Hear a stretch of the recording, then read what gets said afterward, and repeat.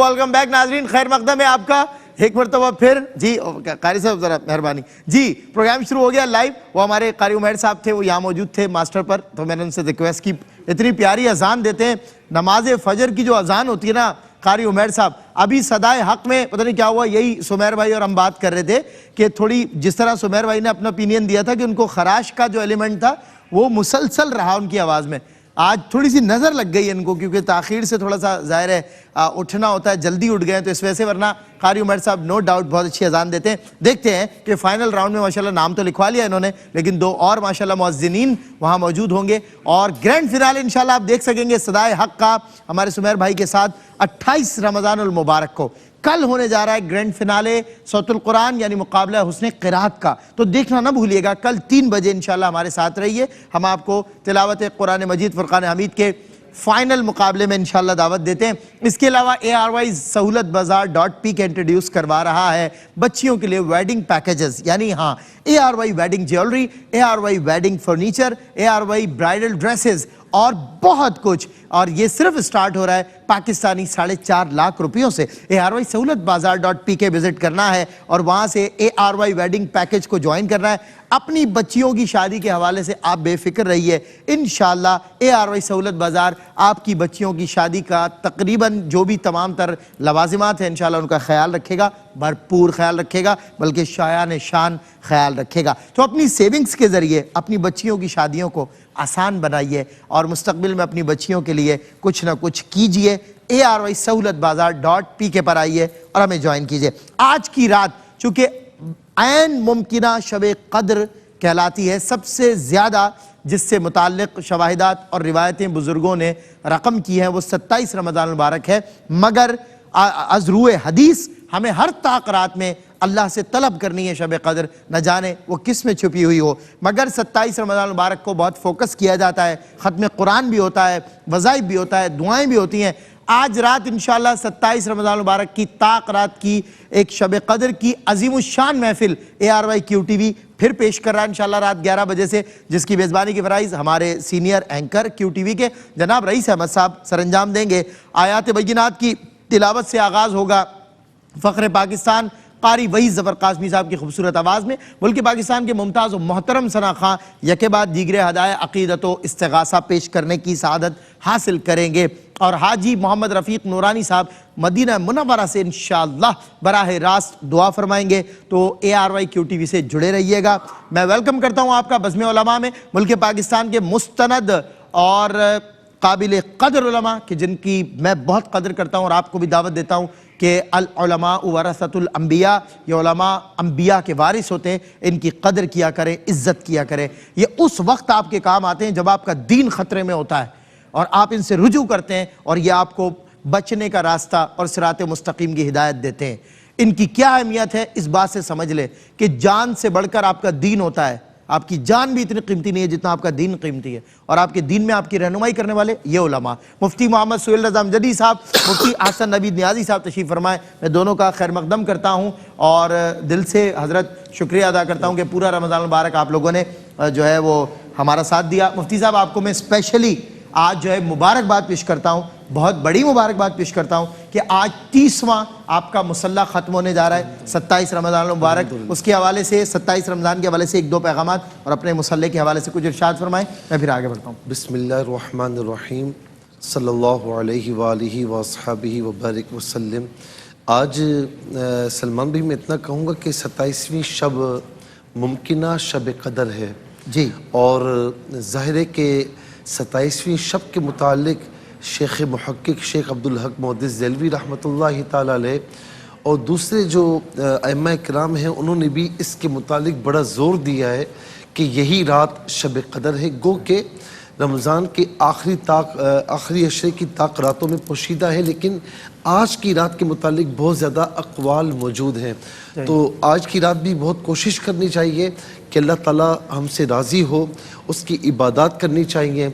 और ख़ास तौर पर जो कुरान का माह रमज़ान से लिंक है ना सलमान भाई, तो इस लिंक का फ़ायदा उठाएं कि रमज़ान का تعارف قرآن کریم سے ہے، رمضان اور قرآن لازم و ملزوم ہے، تو خوب تلاوت کیجیے تاکہ اللہ رب العالمین اس رمضان کی برکت عطا فرمائے۔ بس آپ یہ دعا کریں کہ جب تک زندگی ہے تو تراویح اسی انداز میں ہر سال چلتی رہے۔ سبحان اللہ سبحان اللہ۔ مصعب میں انتہائی مبارکباد، آپ تشریف رکھیں، مبارکباد پیش کرتا ہوں کہ آج 30واں مصلی آپ کا ختم ہوگا۔ اللہ تعالیٰ ہمیں بھی یہ عظمتیں، یہ برکتیں عطا فرمائے۔ بہت بڑی فضیلت ہے قرآن سے جڑے رہنا، صاحب قرآن سے جڑے رہنا۔ ماہ نزول قرآن میں آج 30واں مصلی، یعنی 30 سال سے لگاتار تراویح کی سعادت حضرت مفتی محمد سہیل نظام جدید صاحب کو حاصل ہو رہی ہے۔ بہترین حافظ اور بہترین قاری قرآن ہیں آپ۔ ہم آغاز کرتے ہیں، جب بات ہوئی ہے تو پھر اسی موضوع سے آغاز کرتے ہیں۔ تلاوت قرآن کے حوالے سے بتائیے اس کی شرعی حیثیت، اس کی فضیلت، اور قرآن مجید فرقان حمید از خود کیا کہتا ہے کہ میری تلاوت کرنے کا کیا اجر ہے، مجھے ارشاد فرمائیں۔ بسم اللہ الرحمن الرحیم۔ پہلی بات تو یہ ہے کہ اگر اس کی شرعی حیثیت کی طرف ہم جاتے ہیں تو قرآن کریم خود فرماتا ہے کہ فقرؤ ما تیسر من القرآن، اور اسی آیت میں آگے ہی فرمایا کہ فقرؤ ما تیسر من، صحیح، یعنی قرآن کریم میں جو بھی تمہیں آسان لگے، جو تمہیں میسر ہو، اس کی تلاوت کیا کرو، اس کو پڑھا کرو۔ فقرؤ یہ پڑھنے کے معنی میں آتا ہے، تو اس کو پڑھا کرو، اس کی تلاوت کیا کرو۔ قرآن کریم میں دوسرے مقام پر ہے ورتل القرآن ترتیلا، کہ قرآن کو پڑھو، اور جب بھی پڑھو تو انتہائی ٹھہر کر پڑھو، جلدی کرتے ہوئے نہ پڑھو، کہ جلدی کرتے ہوئے پڑھنے میں ظاہر ہے کہ مخارج کا، تلفظ کا، ادائی کا، ان چیزوں کا خیال نہیں رہتا، اور بعض اوقات الفاظ کھائے جاتے ہیں۔ تو فرمایا کہ آرام سے ٹھہر کے قرآن کریم کی تلاوت کرو۔ ورتل القرآن ترتیلا، اب یہ تو پڑھنے کا حکم ہوا، ظاہر ہے کہ دونوں مقامات پر، یہاں پر آپ دیکھیں اقرؤ یعنی امر ہے، اور وہاں پر بھی رتل یہ بھی امر ہے، تو ظاہر ہے کہ اس کا کم از کم یہ ہوگا کہ قرآن کریم کی تلاوت جو ہے یہ ہمارے لیے کہیں نہ کہیں لازمی ہے۔ مثال کے طور پر ہم یعنی ہر نماز میں جو ہے وہ قرآن کریم کی تلاوت کرتے ہیں، سورہ فاتحہ پڑھتے ہیں اور لازماً پڑھتے ہیں۔ جو بھی میسر آتا ہے سورہ فاتحہ کے علاوہ جو بھی ہمیں آسان لگتا ہے وہ ہمیں پڑھنا ہوتا ہے، تو یہ ضروری، ہاں یہ ضروری ہے پڑھنا، ٹھیک ہے۔ اس کے علاوہ بھی گاہے بگاہے قرآن کریم کی تلاوت کرتے رہنا چاہیے، ٹھیک ہے نا، جب موقع ملے۔ جی، یعنی نماز میں جتنا پڑھا جاتا ہے اتنا پڑھنا تو آپ کے لیے یوں سمجھ لیں کہ فرض ہے کہ آپ اتنا سیکھیں، اور بہتر یہ ہے اور مسلمان ہونے کا تقاضا یہ ہے، اسلام کا تقاضا یہ ہے کہ آپ مکمل قرآن کریم پڑھنا سیکھیں، بالکل، تاکہ یہ آپ کو آنا چاہیے، اس کی تلاوت آپ کو آنی چاہیے۔ اچھا، اب اس طرف آ جائیں کہ قرآن کریم کی تلاوت کا یہ تو یعنی یوں سمجھ لیں کہ قرآن کریم کی تلاوت کا یعنی شرعی جو ہے معاملہ وہ کیا ہے، یعنی لازمی ہے کیا ہے، تو یہ ہم نے آپ کی خدمت میں عرض کیا کہ کم از کم اتنا تو لازمی ہے جتنا نماز میں پڑھا جاتا ہے، فرض ہے، یہ تو فرض ہے آپ کے پاس، چھوڑنا ہی نہیں ہے، بالکل۔ اس کے علاوہ بھی آپ کو جو ہے وہ اور بھی پڑھنا چاہیے۔ اس کا مطلب ہرگز یہ نہیں کہ قرآن کریم کو آپ بس اتنا سیکھ لیں کہ بس تھوڑا سا پڑھ لیں، اس کا مطلب یہ نہیں ہے، یہ ہے کہ یہ تو لازمی ہے، فرض ہے، اس کے علاوہ بھی آپ کو قرآن کریم پڑھنا آنا چاہیے۔ قرآن کریم کی تلاوت نہیں آتی تو کیا آتا ہے؟ ایک بات کہنا چاہوں گا، جس طرح یہ پاکٹ قرآن آپ ساتھ لیے، ہمیشہ ٹریول میں بھی ہر جگہ آپ کے ساتھ ہوتا ہے، آپ کھول لیتے ہیں ہمیشہ، ایسی ہم انسپریشن ہمارے لیے علامہ شاہ احمد نورانی صاحب، ان کی ایک پاکٹ میں ہمیشہ یہ پاکٹ قرآن رہتا تھا، جب سفر حضر جب موقع ملتا تھا وہ قرآن کھول کے پڑھنا شروع کرتا، یہ بھی ایک دعوت ہے۔ تو مطلب یہ کہ مسلمان ہونے کے باوجود قرآن نہیں پڑھنا آتا تو پھر کیا آئے گا بھائی؟ صحیح بات۔ تو یہاں پر میں آپ کو کہوں کہ یہ پاکٹ قرآن کریم یہ تو ظاہر ہے کہ حفاظ عام طور پر رکھتے ہیں، لیکن آج کل تو بہت آسانی ہے نا، ایپس آ چکی ہیں، موبائل میں آپ ایپس کھولیں، کوئی بھی ایپ کھولیں، قرآن کریم کو آپ پڑھ سکتے ہیں۔ تو آپ یعنی اپنی ایپ لگا لیں آپ موبائل میں، اس کو اپنے پاس رکھیں، جب بھی گاہے بگاہے دل کرے قرآن کریم کی تلاوت کریں۔ اچھا، اب اس کی فضیلت کی طرف آ جائیں کہ حضور نبی کریم صلی اللہ تعالیٰ علیہ وسلم نے فرمایا کہ من قرأ القرآن حرفا من کتاب اللہ، کہ جس نے اللہ کی کتاب سے نا ایک حرف پڑھا تو فرمایا کہ فلہ حسنہ، اس کے لیے جو ہے وہ نیکی ہے، اور فرمایا کہ والحسنۃ بعشر امثالها، یہاں پر ایک نیکی 10 کی مثل ہے۔ اور میرے آقا فرماتے ہیں لا اقول الف لام میم حرفا، میں نہیں کہتا کہ الف لام میم ایک حرف ہے، فرمایا کہ بلکہ میں کہتا ہوں کہ الف حرف ولام حرف ومیم حرف، کہ الف علیحدہ حرف ہے، لام علیحدہ حرف ہے، میم علیحدہ حرف ہے، یعنی جس نے الف لام میم پڑھا اللہ تبارک و تعالی 30 نیکیاں اسے عطا فرماتا ہے، 30 نیکیاں۔ تو جو زیادہ پڑھے گا کتنی نیکیاں ملیں گی؟ اور یہ بھی فرمایا کہ زین القرآن باصواتکم، اپنی آوازوں کے ساتھ قرآن کریم کو مزین کرو، یعنی قرآن کریم کو پڑھو بھی، تلاوت بھی کرو، اور ایویں ہی نہ کرو بلکہ اچھے انداز میں کرنے کی کوشش کرو۔ اور یہ بھی فرمایا کہ قرآن حزن کے ساتھ نازل ہوا، جب اسے پڑھا کرو تو فبکو، رویا کرو، فَإِن لَمْ تَبْكُوا فَتَبَاكَوْا، اگر رونا نہ آئے تو کم از کم رونے جیسی کیفیت، ریاکاری نہیں ہے، ریاکاری کے لیے نہیں، رونے جیسی کیفیت اللہ تعالیٰ کی بارگاہ میں اپنے اوپر طاری کر لو۔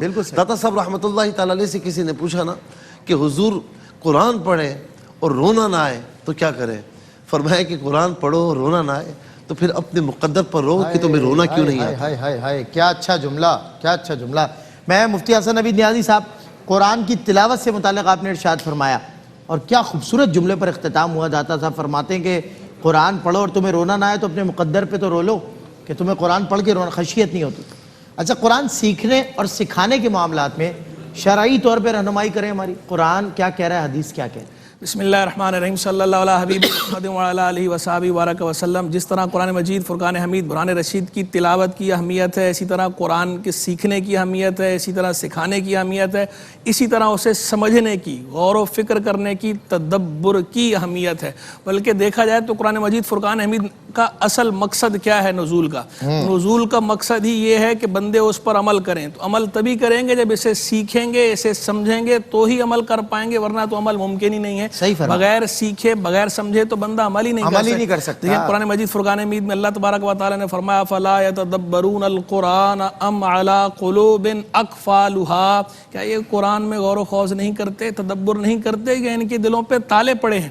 یعنی خود اللہ نے یہ بات فرمائی، اور اگر کوئی قرآن میں تدبر نہیں کرتا تو اسے تعبیر یوں کیا جا رہا ہے کہ گویا ان کے دلوں پہ تالے پڑے ہوئے ہیں، کہ جو قرآن کی ہدایت موجود ہونے کے باوجود اسے پڑھتے نہیں ہیں، اسے سمجھتے نہیں ہیں، اسے سمجھنے کی کوشش نہیں کرتے، تدبر نہیں کرتے، تو وہ گویا ایسے ہیں جیسے ان کے دلوں پہ تالے لگے ہوئے ہیں۔ تو جس دل پہ تالا لگا ہوا ہو تو اس دل کے اندر تو نہ رحمت جا سکتی ہے، نہ کوئی خیر کی بات جا سکتی ہے، نہ نور اس کے اندر جانا ہے، اس دل کا کھانا خراب ہی ہونا ہے۔ تو جب اندر کا کھانا خراب ہے تو باہر بھی کھانا خراب ہی ہونا ہے، اس کے اثرات بھی باہر ظاہر ہوتے ہیں۔ اللہ تبارک و تعالیٰ نے سورہ صاد میں ارشاد فرمایا کتاب انزلناہ الیک مبارک لیدبروا آیاتہ ولیتذکر اولو الالباب۔ پیارے، یہ برکت والی کتاب ہم نے نازل فرمائی ہے تمہاری طرف تاکہ یہ اس کی آیات میں غور و خوض کریں، تدبر کریں اور عقل والے اس سے نصیحت حاصل کریں۔ تو خود قرآن اپنا مقصد بیان کر رہا ہے کہ قرآن کے نزول کا مقصد کیا ہے۔ قرآن کے نزول کا مقصد ہے تاکہ اس کی آیات میں تدبر کریں۔ تو اب آیات میں جب تدبر کرنا ہے، عقل والوں نے اس سے نصیحت حاصل کرنی ہے، یہ برکت والی کتاب، اس کے نزول کا مقصد ہی یہ ہے، تو پھر آپ اسی سے اندازہ لگا لیں کہ اسے سیکھنا کتنا ضروری ہے، اسے سکھانا کتنا ضروری ہے، اسے سمجھنا کتنا ضروری ہے۔ تو سیکھنا، سکھانا، سمجھنا یہ قرآن کے حقوق میں سے ایک بہت بڑا حق ہے۔ قرآن کے ہم پر جو حقوق ہیں، جس طرح تلاوت کلام مجید ہم پہ قرآن کا حق ہے، اسی طرح قرآن میں تفکر اور تدبر کرنا یہ بھی ہم پر قرآن کا حق ہے۔ اسے سیکھنا، سکھانا یہ بھی ہم پہ قرآن کا حق ہے۔ حضور جان عالم صلی اللہ تعالی علیہ وآلہ وسلم نے ارشاد فرمایا خیرکم من تعلم القرآن وعلمہ، تم میں سب سے اچھا وہ ہے جو قرآن سیکھے اور سکھائے۔ دوسری جگہ فرمایا ان افضلکم من تعلم القرآن وعلمہ، تم میں سب سے افضل وہ ہے، بے شک تم میں سب سے افضل وہ ہے جو قرآن سیکھے اور سکھائے۔ ایک مقام پر حضور جان علیہ السلام نے فرمایا مجتمع قوم فی بیت من بیوت اللہ یتلون کتابہ ویتدارسونہ بینہم الا نزلت علیہم السکینہ وغشیتہم الرحمہ وحفتہم الملائکہ وذکرہم اللہ فی من عندہ، کہ جو بندے بھی اللہ کے گھروں میں سے کسی گھر میں بیٹھ کر اللہ کے کلام کی تلاوت کرتے ہیں اور اس کا تدارس کرتے ہیں، یعنی اسے سیکھنے سکھانے کی، پڑھنے کی، سمجھنے کی کوشش کرتے ہیں، تو کیا ہوتا ہے؟ ان پہ سکینہ نازل ہوتا ہے، ان کو رحمت ڈھانپ لیتی ہے، اور ملائکہ اللہ کے فرشتے نوری مخلوق انہیں گھیر لیتی ہے، اور اللہ ان کا ذکر کرتا ہے اپنے پاس موجودین میں، یعنی اللہ مالا اعلیٰ میں ان کا ذکر فرماتا ہے، فرشتوں میں ذکر فرماتا ہے۔ فَاذْكُرُونِي اذْكُرْكُمْ کا مجدہ ہے، جہاں فدا ہے مجھے یاد کرو میں تمہیں یاد کروں گا، وہاں اللہ کی طرف سے یہ برکتیں ہیں۔ تو یہ قرآن سیکھنے، سمجھنے، سکھانے، پڑھنے کی یہ سگنیفیکنس ہے، یہ امپورٹنس ہے، بہت ضروری ہے۔ تو ہمیں قرآن سیکھنا بھی ہے، سکھانا بھی ہے، اور قرآن سمجھنا بھی ہے۔ بہت خوب، ماشاءاللہ مفتی صاحب، سیکھنے سے متعلق اور تلاوت سے متعلق خوبصورت کلام کے بعد ایک بریک بنتا ہے، اور اس بریک میں آپ ہمیں لائیو ٹیلی فون کال کر سکتے ہیں۔ ہمارے نمبرز آپ کو نظر آ رہے ہیں، فون اٹھائیے، کال ملائیے، کال کیجئے، سوال کیجئے، سوال آدھا علم ہوتا ہے۔ مفتیان کرام انشاءاللہ آپ کے سوالات کے جوابات دیں گے، اس بریک میں بھی آپ کے سوالات لیں گے، اور بریک کے بعد بھی انشاءاللہ آپ کے سوالات لیں گے۔ السلام علیکم ورحمۃ اللہ۔ جتنا ہمارا اتنا تمہارا شان رمضان۔